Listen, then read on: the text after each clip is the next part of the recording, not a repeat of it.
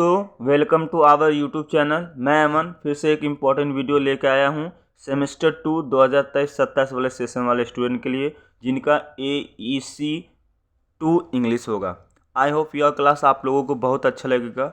Believe मान लीजिए, क्योंकि जितने भी सो कॉल्ड यूट्यूबर हैं, उनका नाम नहीं लेना चाहूँगा, वो इस टॉपिक को गलत पढ़ा कर रखे हैं। जितने भी सेमेस्टर का भी पढ़ा रहे हैं, आपके नज़र में जो भी हैं, मैं नाम नहीं लेना चाह रहा हूँ, सब बोल रहे रिज्यूम बायोडाटा सी भी सेम है।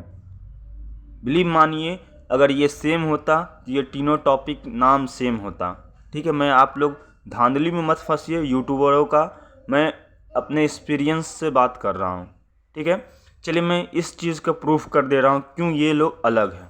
ठीक है, और आप लोग मैं जैसे बता रहा हूँ वैसे करके आइएगा, आपको मार्क्स मिलेगा। देख लीजिए, बायोडाटा का मतलब क्या होता है?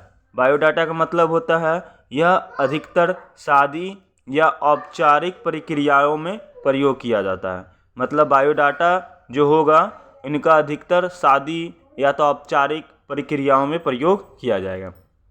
यानी अगर रिज्यूम हो या तो CV भी हो, इसका मतलब होता है अगर आपको नौकरी के लिए आवेदन करना हो तो रिज्यूम या CV यानी जीवन वृत्त का उपयोग कर सकते हैं।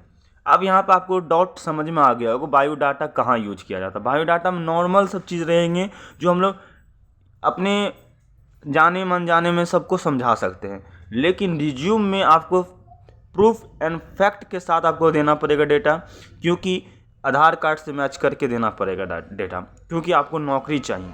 ठीक है, इस बात को ध्यान में रखिएगा। यही सो कॉल्ड यूट्यूबर जो है, नाम नहीं लेना चाहूँगा, आप लोग देख लेंगे। मेरा सब्सक्राइबर बहुत कम है, लेकिन मैं भी 4 साल से वीडियो बना रहा हूँ। क्यों? मैं सही काम कर रहा हूँ, इसलिए मेरा कोई दिखता नहीं है। ठीक है, जो गलत कर रहे हैं उनका सब देख रहा है, क्योंकि उन लोग को मतलब है व्यू से, मेरे को नहीं है भाई। मैं अपना काम सही तरीक़ा से कर रहा हूँ, आप लोग देखो किस तरह से डिफरेंस होता है। देखिए, बायोडाटा का फॉर्मेट मैं बता रहा हूँ। हेडर नेम में मैं अपना ही नाम रख दिया, जैसे अमन सिंह, इस तरह से लिखना है बायोडाटा में। फिर मोबाइल नंबर, ईमेल आईडी दे दिया जाता है। ठीक है, फिर फ़ोटो के लिए इस तरह से प्लेस छोड़ दिया जाता है। ठीक है, फ़ोटो के लिए इस तरह से प्लेस छोड़ दिया जाता है, और उसके बाद इसमें पर्सनल डिटेल भरा जाता है। ठीक है, पर्सनल डिटेल भरा जाता है, जैसे डेट ऑफ बर्थ क्या भरेंगे, डेट ऑफ बर्थ, फिर जेंडर भरेंगे, फिर फादर्स नेम भरेंगे, फिर मदर्स नेम भरेंगे, फिर भरेंगे रिलीजन, क्या भरेंगे, रिलीजन भरेंगे, फिर नेशनलिटी भरेंगे, मटेरियल स्टेटस भरेंगे, फिर लैंग्वेज भरेंगे। ठीक है, ये सब चीज़ हम भर देंगे। उसके बाद हम लोग एजुकेशन डिटेल भरेंगे।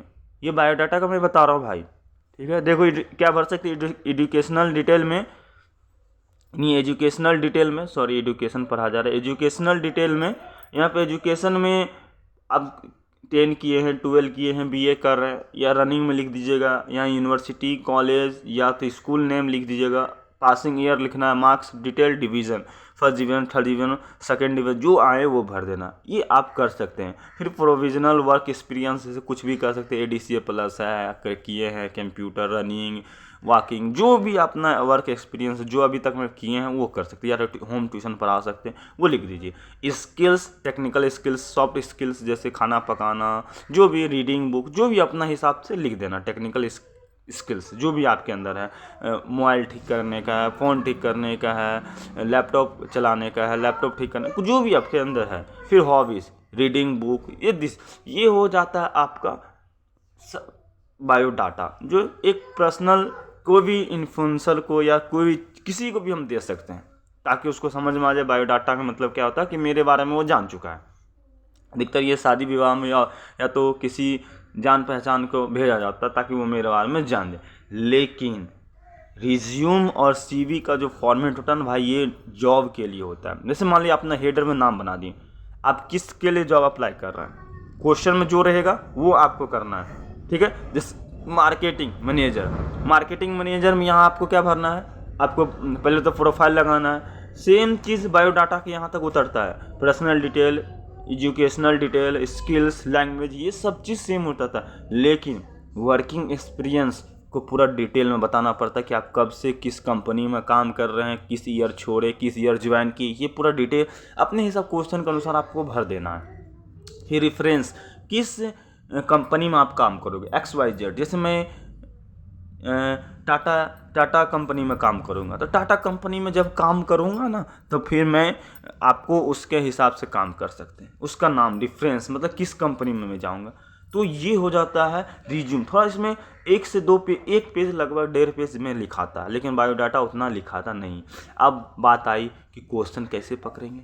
देखो भाई, अगर आपका क्वेश्चन मैनेजर पे हो, नौकरी के लिए हो, तो आप वहाँ पर रिज्यूम या CV लिखिएगा। अगर आपका औपचारिक कुछ मांग है, बायोडाटा बोल रहा है, इजी में बोल रहा है, तो जो ये प्रोसेस लिखना होता है। यही सारे यूट्यूबर गलत कर रहे थे, सभी बच्चे को गलत पढ़ा रहे थे। मैं ये नहीं कर सकता हूँ, ठीक है। चलिए, मेरे अगर बातों को आप सहमत हैं तो लाइक करें और अपने दोस्तों तक इस वीडियो को शेयर कीजिए, ताकि सबको सही ज्ञान मिल सके। मेरे को सब्सक्राइब मत कर, कोई मतलब नहीं मुझे सब्सक्राइब से, मेरे को पैसे से कोई मतलब नहीं, लेकिन मैं चाहता हूँ कि कोई भी प्रोमोटेड ना हो, कोई भी फेल नहीं हो, ठीक है। Okay, bye bye, take care.